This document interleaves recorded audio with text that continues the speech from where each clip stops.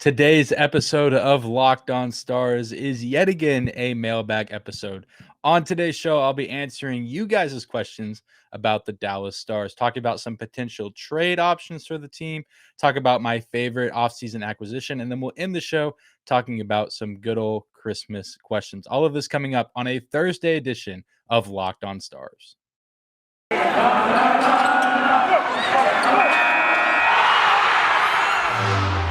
Your Locked On Stars, your daily podcast on the Dallas Stars. Part of the Locked On Podcast Network. Your team every day.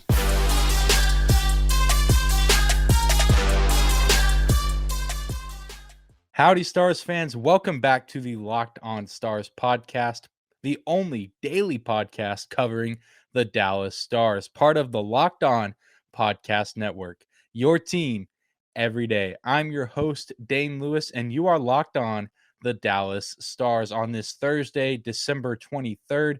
2 more days until Christmas, folks. We're almost there. 2 more sleeps, and then it'll be one of the happiest days of the year in the eyes of many.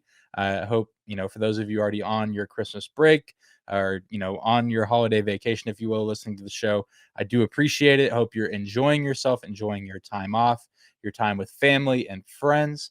And thank you for tuning in to yet another episode of the Locked On Stars podcast. Whether this is your first time here or you are a recurring listener, thank you for making Locked On Stars your first listen of the day. Be sure to subscribe and follow the podcast wherever you get your podcast at, whether that's on YouTube or your favorite podcasting platform. We are free and available in any of those locations. But without any further hesitation, let's get right into some of the mailbag questions for today's episode, starting with one from Joe Walton at Joe Walton 9090. Joe says, Merry Christmas, Locked On Stars. Thank you. Merry Christmas to you as well. He says, if Dallas is scouting Evander Kane, do you think the Dallas Stars will try to acquire him and or a top 6 forward? And this is a very loaded and interesting question. Kind of before I get into Evander Kane, talking about the Dallas Stars before recording this episode, I did see online doing some research that according to Sportsnet's Elliot Friedman, NHL analyst reporter for Sportsnet, like I said, there could be big changes coming in Dallas if the team does not improve after this Christmas break. He used Tyler Seguin's relief on Monday night as an example of kind of the pressure mounting within the Stars locker room right now. Seguin, as we know, scored a goal against Minnesota on Monday night, a huge goal, a nice goal to see from him. But, we could see the relief from him after the game. I know he was interviewed on TV post-game about scoring the goal, and he, seemed happy and relieved that, he finally got a puck to go into the back of the net, which I know Stars fans were happy to see that from 91 as well. But, that was kind of used as an example of the stress that is mounting, if you will, within this Dallas Stars locker room of, things haven't necessarily fallen their way for a good portion of this season. There's been some good moments. There's been some nice high highs, but the lows have also been pretty low. And, this team currently sitting at 6th in the Central Division is not quite where they want to find themselves right now, and certainly not where they want to be come playoff time, because as of right now, they find themselves on the outside of the playoff picture looking in. When we've seen from, this team overall that they're a very capable team that has the ability to play with some of the best in this league. And they show that they can hang pretty well with some of the top dogs. And so many, including myself, think that, if they make the playoffs, that they'll do pretty well. They just need to get there. And that's easier said than done in a division as crowded as the Central. But as far as trades go, it's super interesting, which I'm sure that's the case for several teams. But I mean, just with the Stars, given who's on their roster and how much money is being dealt out to some of these players, it just makes things very, very interesting. I think realistically, some of the biggest names we could see circulating as far as trade pieces from the Stars to other teams, maybe Anton Hudobin, even though he's at the American Hockey League level now. I think there's some potential trade value there. Nothing too crazy. I don't think that there's going to be some big blockbuster trade that Dallas would make. Maybe some prospects, if anything. But as far as big name guys within this organization on this current NHL Stars roster that I think could potentially get moved before the trade deadline, I think the two big names are Alexander Radulov and John Klingberg. Very, very, interesting guys on this team. Neither of them doing a whole lot on the scoring sheet. Radulov with 11 assists. Klingberg and Rads both have 1 goal respectively so far this season. And not necessarily bad seasons from them. I just think that they're guys that, as far as the stat sheet, they've taken a little bit of a back seat to some younger guys on the team, like Miro Heiskanen for Klingberg. And with Radulov, there's clearly a plethora of talented young forwards on this team, and even other veteran forwards like Joe Pavelski, who are putting together really, really excellent seasons. So not necessarily to say that these guys are playing bad, but I think that these guys could provide some good value to some other NHL teams that are looking to make deep playoff runs, guys that could provide some excellent veteran presence. We talk about veteran presence on this show all the time for the Stars. Klingberg and Rads would be some great guys to have on your roster if you're looking to make a deep playoff run. Some other names I saw thrown around were Joe Pavelski and Braden Holtby. Those are guys that are either coming to the end of their contract, or if you're Holtby, signed a pretty short-term deal with the Stars, not costing a lot of money. But I think both of those guys are too valuable because at this point in time, I do believe Dallas still thinks they can make the playoffs, which rightfully so. They sit at 6th in the division, but they're not too far separated from the 4 or 5 spot or even the 3 spot in the division as of right now. And I think Pavelski and Holtby are too valuable to this team, and the loss of either one of those guys would probably prove fatal for the Stars' postseason chances. So I can't imagine them getting moved, at least during this season. But if the Stars do make a move, I do think it does need to be for a top 6 forward. I think forward is a need on this team. I think defenseman, it's something we could add. It would be kind of nice, but I think a forward should definitely be the point of emphasis. Maybe a guy like Johnny Gaudreau of Calgary. He'll be an unrestricted free agent after this season. Other than him, not entirely sure who all I would be looking into.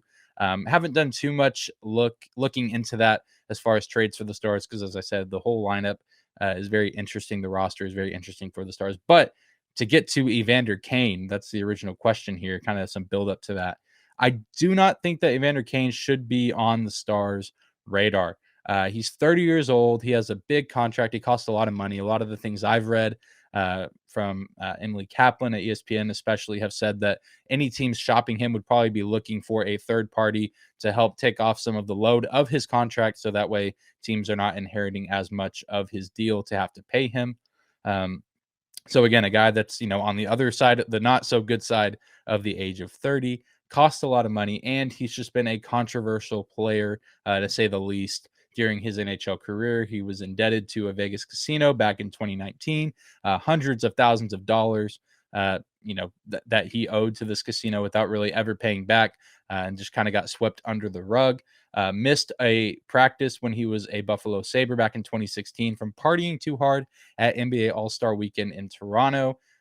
Just seemed, to be having too good of a time on his own, which missing one practice, not too big a deal, but, just kind of always seems self-centered on himself, never really a team first kind of guy, from what we've seen from Evander Kane in his career. And of course, there's been a few assault/sexual assault charges, or at least allegations towards him in his career, always in the news.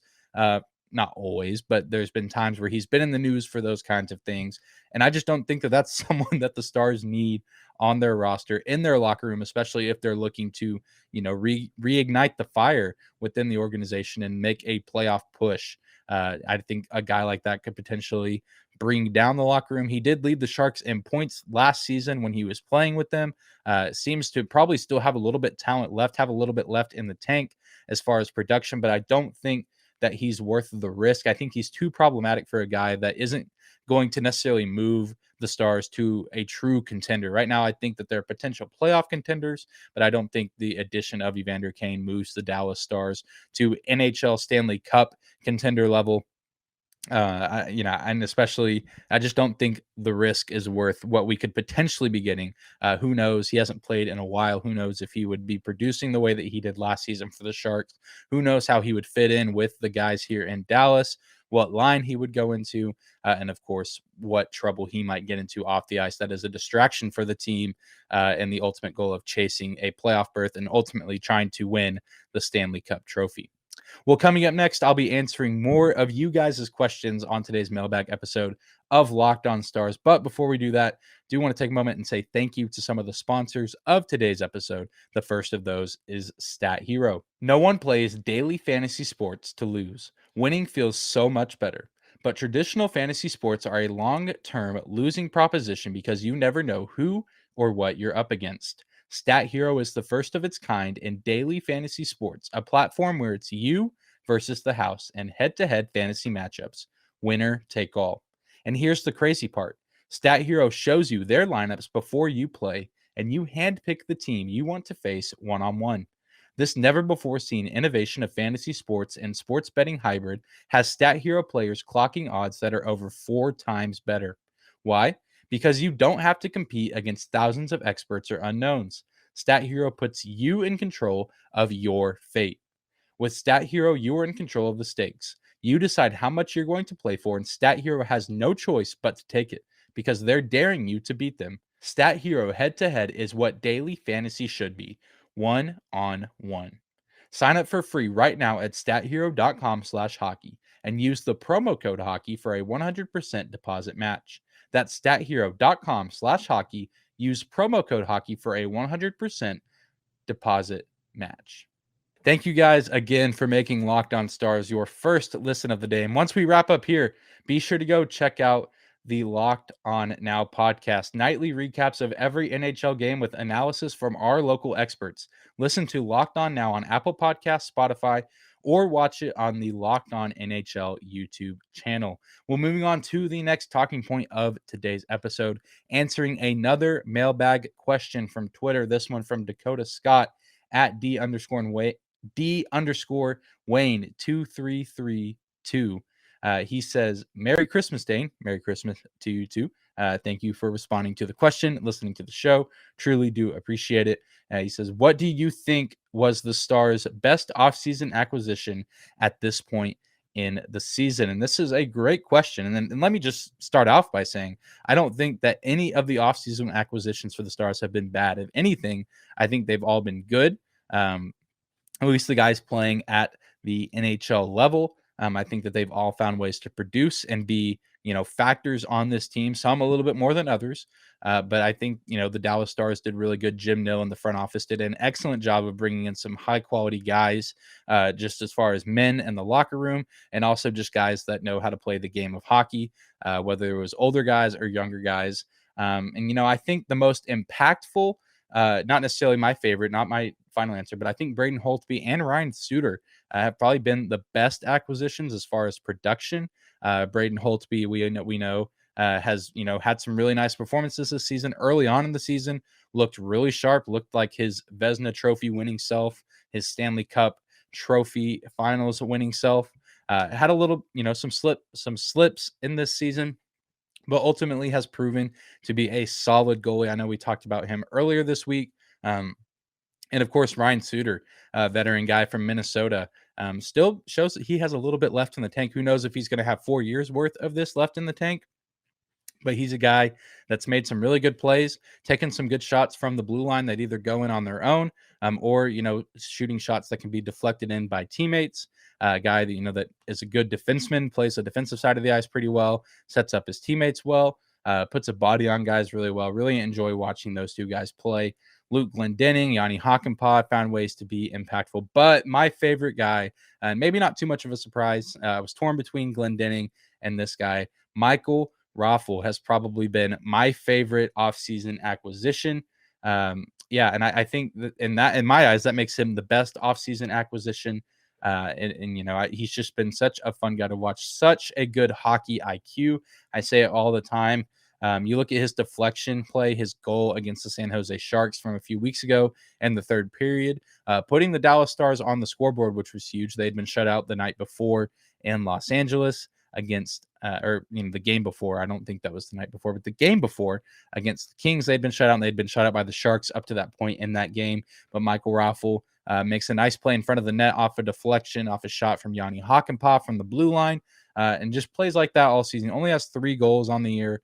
Not the biggest scorer on the team, but still, whenever he has found the back of the net, it's benefited the Stars greatly. And also just a great facilitator, great playmaker. Only 5 assists on the year, but if you go watch his assists, they're really, really fun place to watch. 2 of them on the shorthanded goals to Rupe Hintz against the St. Louis Blues.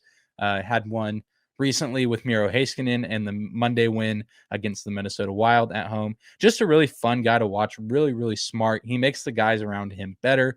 I know guys like Jamie Benn have been quick to praise Michael Raffle this season and just how he, kind of raises the standard and raises the bar for the team just with how smart he is and the way he's able to poke the puck away and just make that good, smart outlet pass. Ryan Suter does that really well also. So just a guy that I've really enjoyed watching. I think the best offseason acquisition, of course, like I said at the start, just about everyone has played really well. I don't think anyone has been a disappointment, but I think Michael Raffle is my favorite of the offseason acquisitions up to this point in the season. I hope that each of these guys continue to improve after this Christmas break and continue to assert themselves within the rotation on this Dallas Stars team. Well, coming up next, I'll be wrapping up the show answering some Christmas-themed questions from you guys for today's mailbag episode. But before we do that, I do want to take a moment and say thank you to another sponsor of today's episode, and that is BetOnline AG. BetOnline has you covered this holiday season with more props, odds, and lines than ever before, as football continues its march through the College Bowl season and the NFL playoffs. BetOnline remains your number one spot for all the sports action this season. Head to the website or use your mobile device to sign up today and receive your 50% welcome bonus on your first deposit. Just use our promo code LOCKEDON to receive your bonus. From basketball, football, NHL, boxing, and UFC, right to your favorite Vegas casino games, don't wait to take advantage of all the amazing offers available for the 2021 season. BetOnline is the fastest and easiest way to bet all of your favorite sports. So don't wait to take advantage of all the new amazing offers available. BetOnline, where the game starts.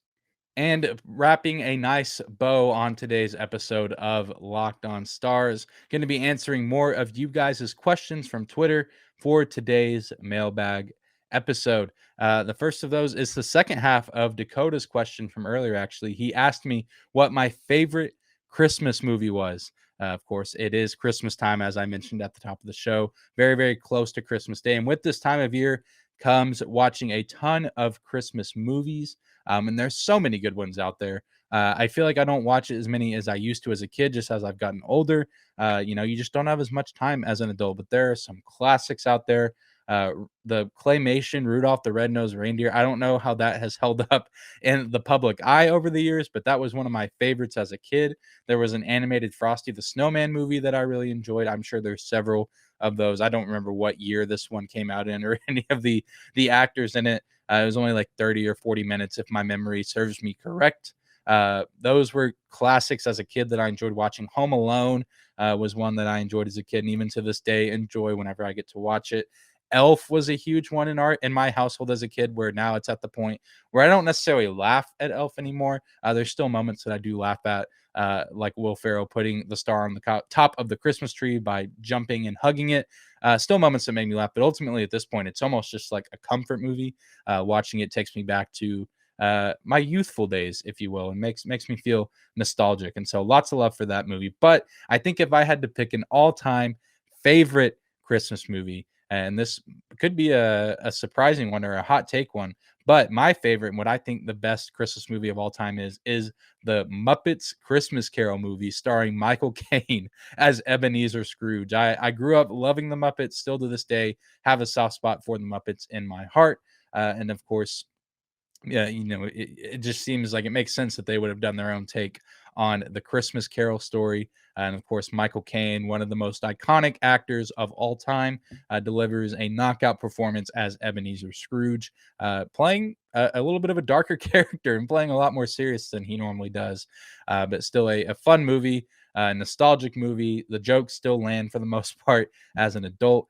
Just have a soft spot for the Muppets. So that's my answer for that. Another honorable mention, it's not a movie, but I'm a huge fan of the TV show Community. And there's a episode in season 2, I believe it's episode 11, Abed's Uncontrollable Christmas, the claymation episode of Community, a classic, a top 5 Community episode.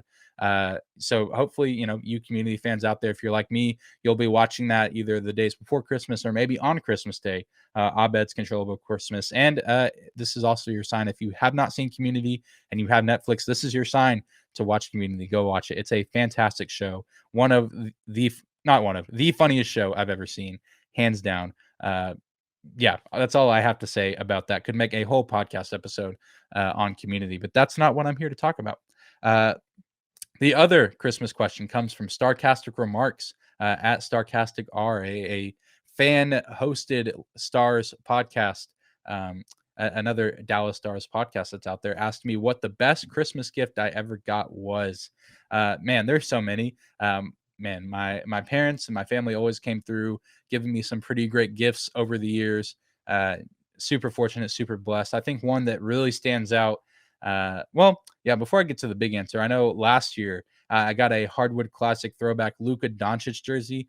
For any of my Dallas Mavericks fans out there, you saw that those green Hardwood Classic jerseys came back. So crispy, so clean. One of my favorite Dallas Mavericks jerseys. Got one of those with the 77 Luka Doncic on it. So sick, so clean, so crispy. That's definitely a recent favorite, but probably my all-time favorite was way back in the day. Me and my brother actually got a PlayStation 2 for Christmas back when, the PlayStation 2 was at like its peak popularity. And I remember, getting, to the living room on Christmas morning and seeing that. And then I got a Ninja Turtle game. I think it was called like Ninja Turtles Battle Nexus 2. Very deep cut game. The real ones, remember, it was a fantastic game, really fun. And then my brother got the original Star Wars Battlefront, not the original Star Wars Battlefront 2, iconic game, one of the greatest video games of all time. But this was the game that came before that, just OG Star Wars Battlefront for the PlayStation 2. Me and my brother put so many hours into that game and the Ninja Turtle game, had so much fun. That was really the first console that I owned outside of an Atari. So really enjoyed that one. And it just sent me down a path where eventually, got an Xbox 360. Now I have an Xbox One and just always have enjoyed video games. And it all starts back to that moment, getting that PlayStation 2, me and my brother both on that Christmas morning. So that was an incredible gift. Really, really enjoyed that one. I know Tanner Wilson, listener of the show, said something one time about getting Dallas Stars gear on Christmas morning. This Jamie Benn jersey behind me, I believe I got as a Christmas gift last year as well, when the Skyline jerseys, the black Skyline jerseys did come out. So super exciting stuff. If you guys get any Dallas Stars gear for Christmas, feel free to let me know. I love that kind of stuff. Want to know what kind of Dallas Stars swag, as the kids say, what you guys will be getting for Christmas. Super cool. We'll see if I get anything. Who knows? Haven't really opened any of my gifts yet because it's not quite Christmas, and I'm still trying to make the nice list, if you know what I mean. But that's going to do it for today's episode of Locked On Stars. Thank you again for making Locked On Stars your first listen of the day. Now go make your second listen of the day Locked On Bets, your daily one-stop shop for all of your gambling needs. Locked On Bets, hosted by your boy Q, with expert analysis and insight from Lee Sterling. The Locked On Bets podcast is free and available wherever you get your podcast at. Be sure to subscribe and follow the Locked On Stars podcast wherever you find your podcast, whether that's on YouTube or your favorite podcasting platform. And since it's the Christmas holiday season, and if you're looking for a way to make someone's day, go ahead and drop a subscription on YouTube or drop a positive review if you like what you hear on your favorite podcasting platform. It would really make my day, goes a long way, and truly means a lot to me. You can find me on Twitter at Dane_Lewis. That's at DANE 2_LEWIS. You can also find the show on Twitter at Locked On Stars. We will see you guys back here tomorrow for a Christmas Eve episode. I'll be joined by the one and only former host of the Locked On Stars podcast, Josh Clark, to talk a little bit about this year's team and talk about some Christmas stuff on there as well. You won't want to miss out bringing Josh back for a special episode on Christmas Eve. We will see you guys there. Have a great day, Stars fans. We will see you back here tomorrow.